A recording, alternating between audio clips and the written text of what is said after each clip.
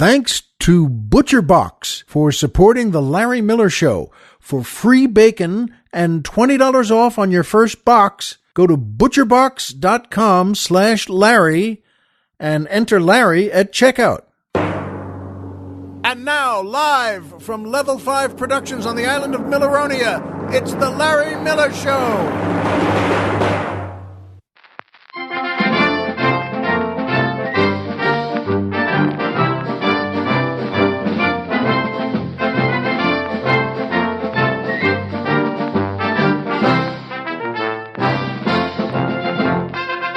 Good evening, Mr. and Mrs. America, and everyone who doesn't hate Halloween as much as he thought.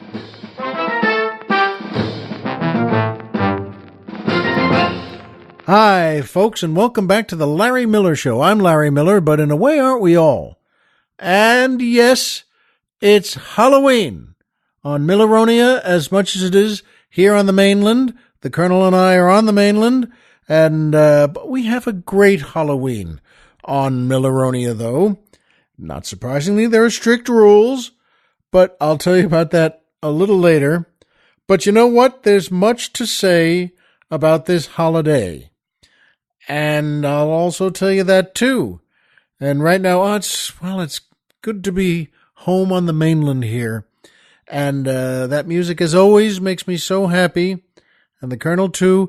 That's the Willie McCovey Orchestra and the Jamie Lee Curtis Dancers, featuring boy tenor Brad Simpson, asking the musical question, if your honey whispers sweet nothings into your ear, isn't that something? Yes, Brad, yes it is, and good call, even though I have no idea what sweet nothings are. And I asked the Colonel before we opened the show here, and he doesn't know either.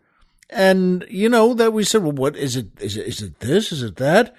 Because I never knew whether it's as a kid or an adolescent or a grown-up. What in the world are sweet nothings? Does it mean she's just kind of whispering or you're kind of whispering? And I think it's better if the woman whispers it in the guy's ear. Because if it's sweet nothings, it can be like, well, cuckoo, goo goo, and, although I could be good at that, and not with anyone I know, but I think that's pretty good. Of you so lovely, like cuddling with you, and just whatever it is, and maybe those are sweet nothings.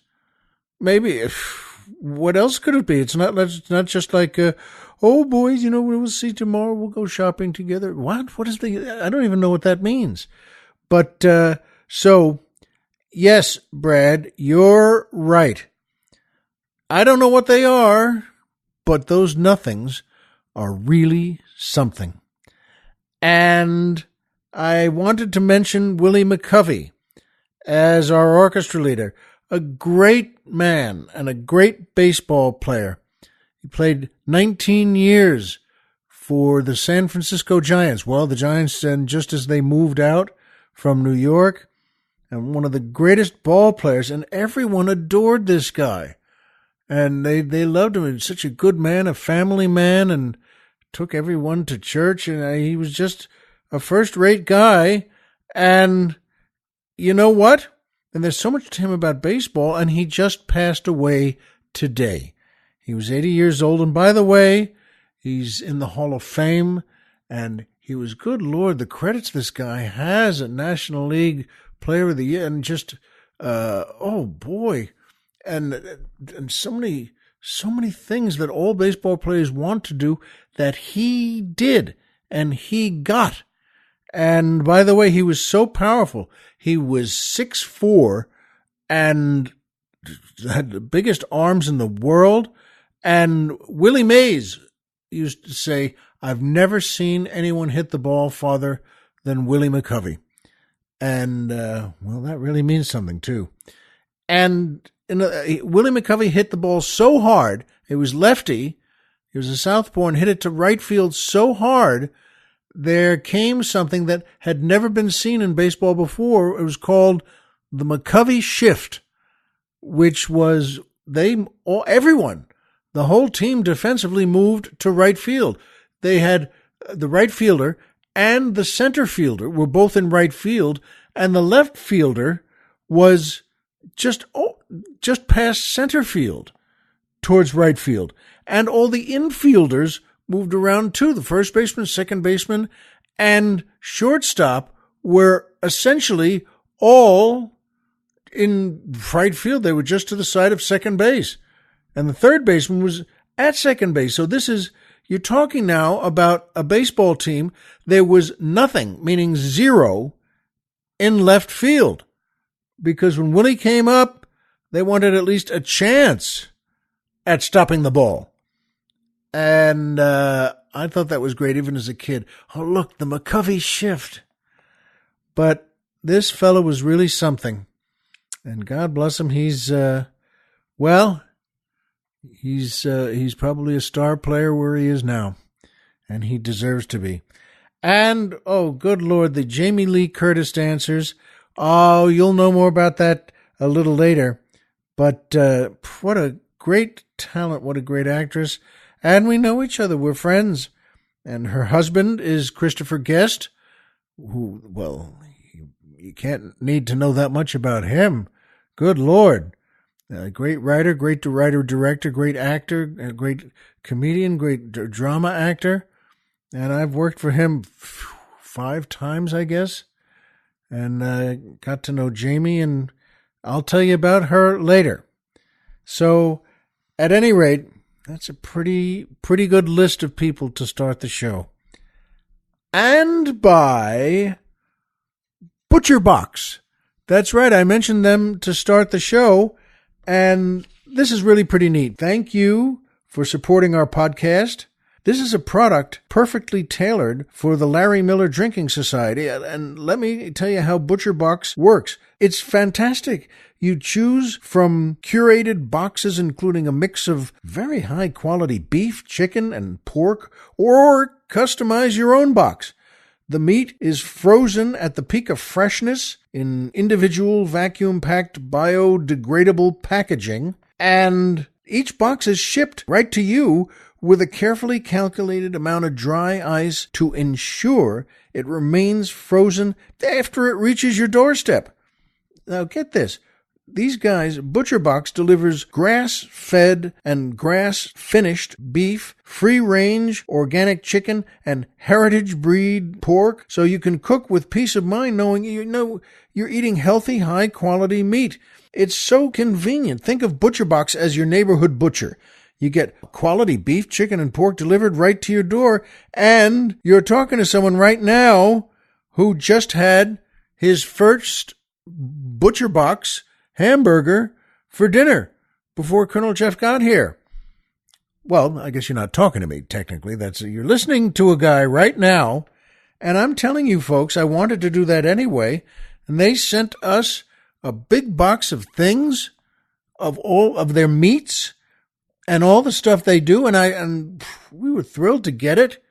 When you get a box of something, you're really happy to get it, and I'm telling you, I made a pretty good burger, and that burger itself became terrific because these guys know what they're doing. These ButcherBox folks are all right.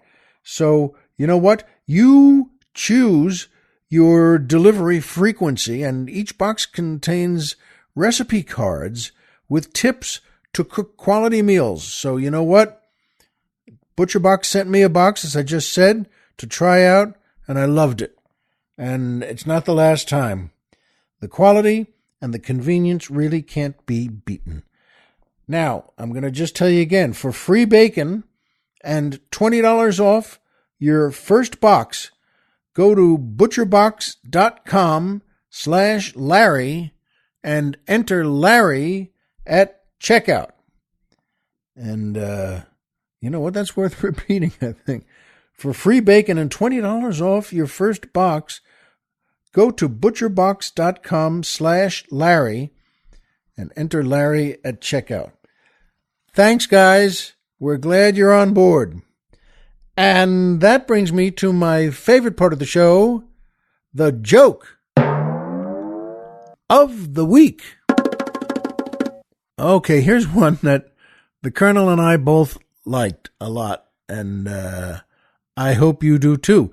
There's a teacher, and she's in her classroom, and they're all about 9, 10 years old, and she says to them, they're going over some geography, and she says, all right, everyone listen now. Does anyone know where Pittsburgh is? And someone raises his hand and says, it's in Pennsylvania. And she says, right, very good, very good. And who knows where Detroit is? And a little girl raises her hand and says, Michigan. And she says, that's right. This is going very well today. And then she says, does anyone know where Kansas City is? And a boy raises his hand and says, last place.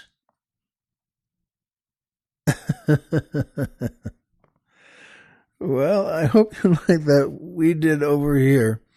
And as always, pass it along. If you like that joke, keep jokes alive and pass that one along to your family and friends and loved ones, folks at work, and that's a pretty good one.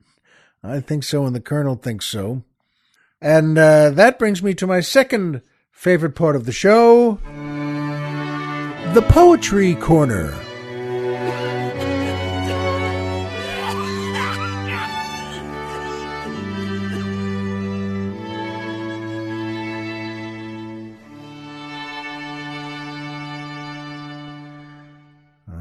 That's once again, I love that string quartet, but that's beautiful music to hear at the end of October. And that matters because we've been intentionally reading Edgar Allan Poe all of October. And here's just another great one, The Valley of Unrest by Edgar Allan Poe. Once it smiled a silent dell where the people did not dwell. They had gone unto the wars, trusting to the mild-eyed stars, nightly from their azure towers to keep watch above the flowers, in the midst of which all day the red sunlight lazily lay. Now each visitor shall confess the sad valley's restlessness. Nothing there is motionless, nothing save the airs that brood over the magic solitude. Ah, by no wind are stirred those trees that palpitate like the chill seas around the misty Hebrides. Ah, by no wind those clouds are driven that rustle through the unquiet heaven, uneasily from morn till even, over the violets there that lie in myriad types of the human eye, over the lilies there that wave and weep above a nameless grave. They wave from out their fragrant tops, eternal dews come down in drops.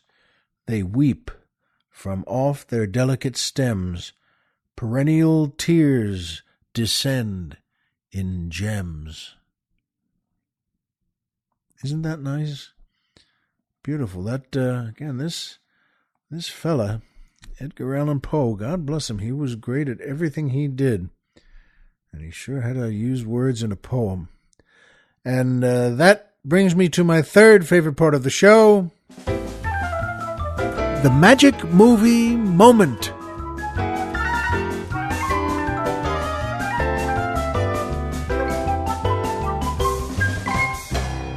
Oh boy, and I was really looking for, by the way, tonight, well, it's Halloween. And I was looking for, and I told the Colonel this, a Halloween movie, just something that people know or would want to know, or something that has magic movie moments in it.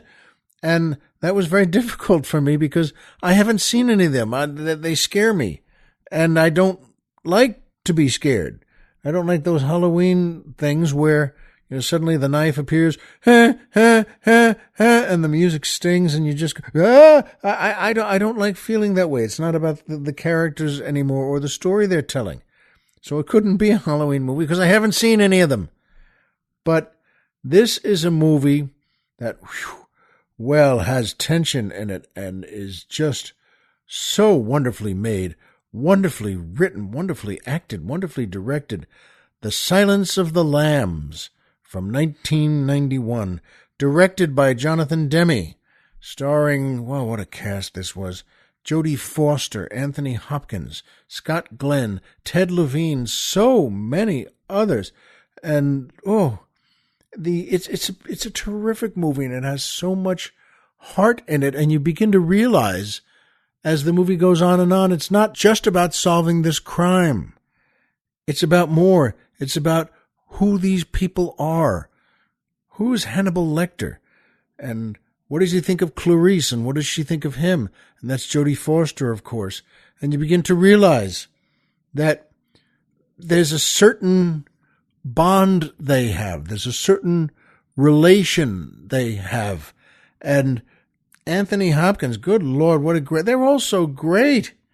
Their talents are huge. And my magic movie moment, there are many of them in this good movie, this fine movie. But it's, well, near the end of the movie, where Clarice has just graduated from the FBI Academy. And she and all her mates there, all the friends and all the roommates and all the people we've seen throughout the movie are at a celebration. And they're cutting a cake, and it's nice. It's right at the Academy there. It's being held there. And so it's in one of their buildings, and her roommate comes and said that is a wonderful actress that we've seen through the entire movie, and says, "Oh, you got a call." And Jodie goes into the hallway there, and yes, it's Hannibal Lecter calling her, and he's of course free. He escaped, and he's calling her to touch base, as it were, and we see. She doesn't know where he is. She tries that, where are you now? And he says, Clarice. But of course he's not going to tell her. And we see that looks like some tropical place. And folks, what we see is a look at how they feel about each other. Because her roommate said to her, aren't you afraid that he's going to hurt you, that he's going to turn you into one of his victims? And Jodie says to her, "No, no, I'm not. He wouldn't do that. It was." And then she thinks and says, "Somehow to him that would be bad manners, and that's the only way I can put it." And she's exactly right. And well, Anthony Hopkins, Hannibal Lecter. Yes, we see he is at a payphone on some sort of tropical place or tropical island. And whatever that is, you can hear the instruments in the background on those drums that you play with the little mallets, and people walking by with coconuts and things. And he says to her that, and it's true, he says, "No, I'm not, I won't be hurting you, that the world is a much more interesting place with you in it." And we're touched by that. And there's something they know about each other. There's something that they somehow accept about each other. And that's very, very rare. It's almost mystical. And she says, "What do we, and he says, "No, I'm having a friend for dinner tonight and I can't talk more." So where is he? What is this? The phone call's ending. And that's when we see, as the audience, he doesn't say this to her, but we see that off a plane right there, just 50, 100 feet away, a big jetliner is, well, the friend he's going to have for dinner. And we see it's Dr. Chilton, that horrible psychiatrist from the asylum that treated him so terribly for all those 8, 9, 10 years. And he's just, as Colonel Jeff and I were saying, that's good acting. He really made a character that was so easy to hate. And you realize, whoa, it shocks us all. It hammers us all when we realize that's the friend he's having for dinner. They're not guests together. He's going to eat him. He's having him for dinner. And that sort of rockets us back to realizing, oh, wait a minute. he's a monster. Now, there's a certain justice in that Chilton guy getting his just desserts, so to speak. But holy mackerel, Lecter is loose, and now he followed Chilton to this tropical island, and he walks off following him, and the breeze is blowing. He holds his hat on, and he has a stroll in his step. It's something like either a professional dancer or some kind of, maniac. And he's strolling in such an interesting way after him. And you think, wow, I guess that's it. And there's Clarice back on her phone just saying, she doesn't know he's left, and saying, Dr. Lecter. But of course he's not coming back. And I think that's a magic movie moment. We've just learned really what the movie was about in a way. Yes, catching this horrible murderer, and in the beautiful ways they show it. Jonathan Demme made a great movie out of this, but it's really also the core of the movie is about Hannibal Lecter and Clarice and where they're going to wind up. So at any rate, that's a great movie moment to me, a magic movie moment. See the movie if you haven't seen it in a while. It's very, very good and has all sorts of heartstrings being that are plucked correctly in it. See it if you haven't seen it. See it if you've seen it 50 times. And you know what? I guess I was in a good mood anyway today, because I know I've been really inveighing against Halloween and say, why are we doing this? Talking about how I loved it as a kid. Sure, because you're a kid. Everybody loves it as a kid.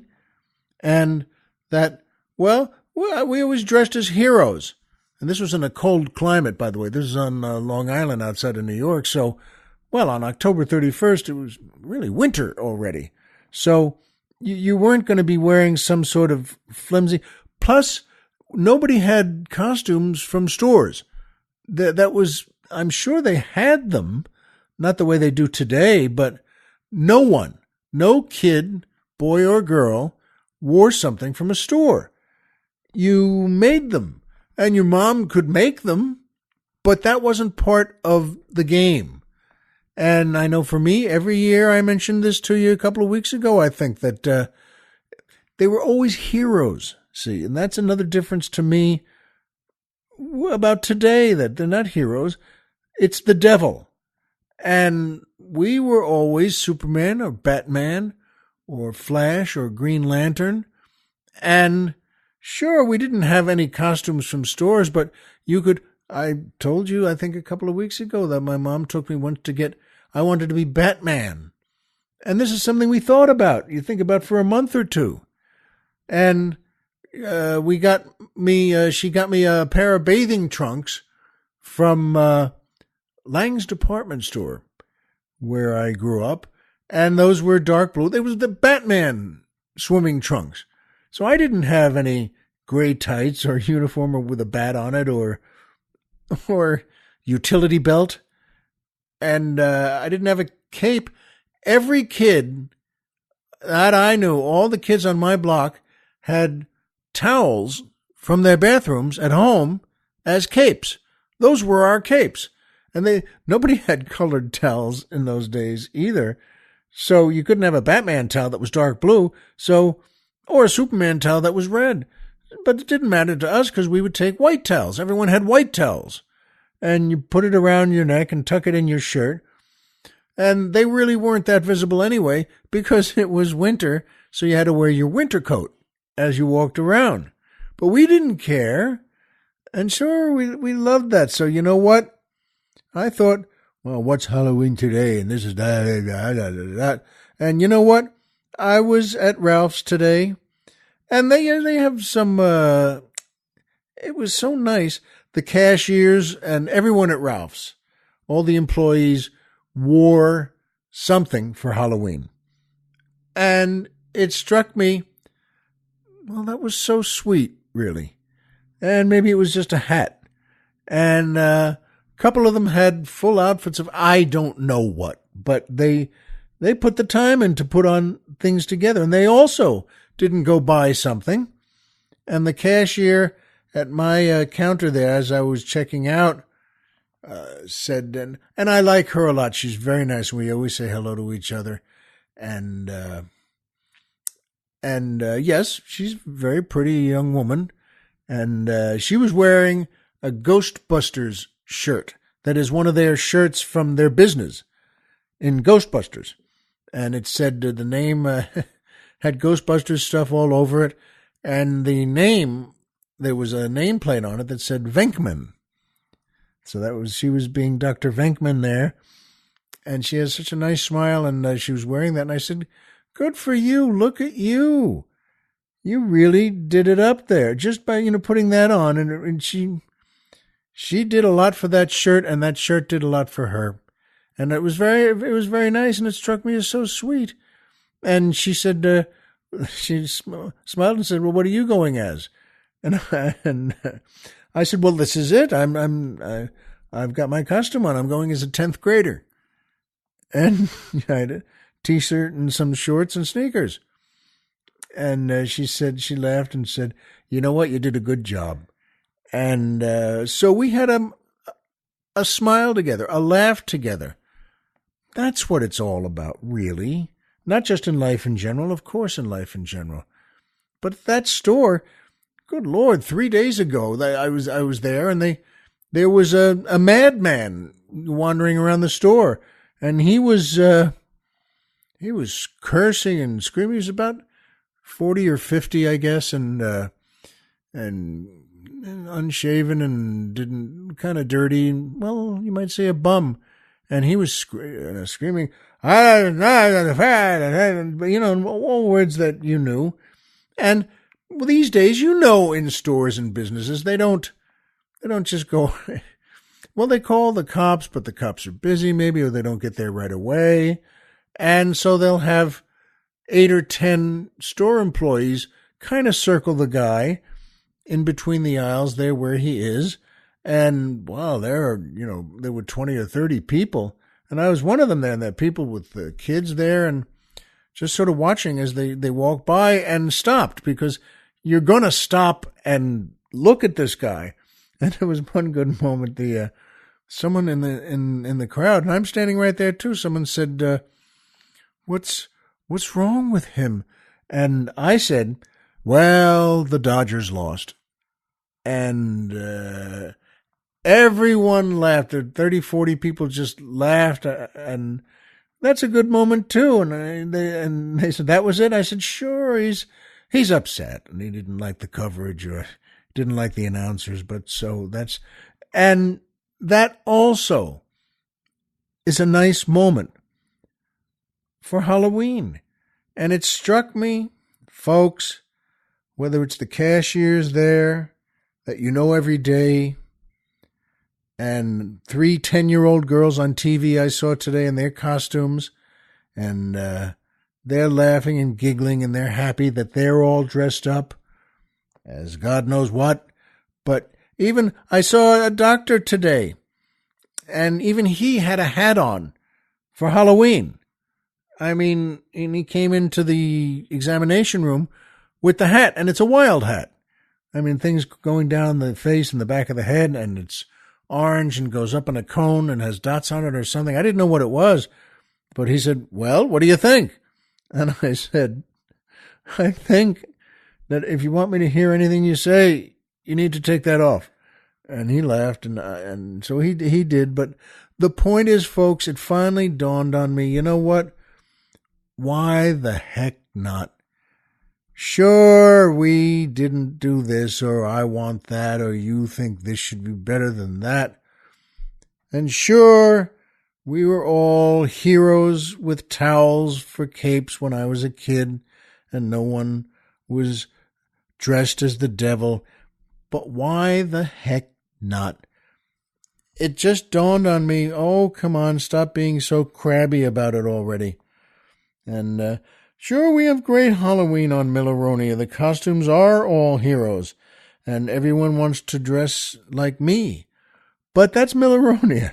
And remember, I own it and I run it. But you know what?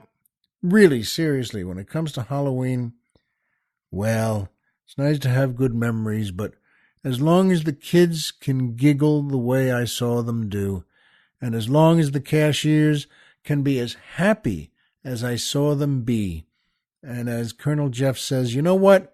Sometimes at work, it's good to just take a couple of minutes off and a couple of minutes to laugh and a couple of minutes to show them what you wore. And I said, you're right. Good for you. You're right. And then we made our cups of coffee to take them downstairs here into the studio to make the show. So I know that. We'll see how I feel next year. And let's see how you feel next year. But I guess my changed thinking on Halloween is, why the heck not?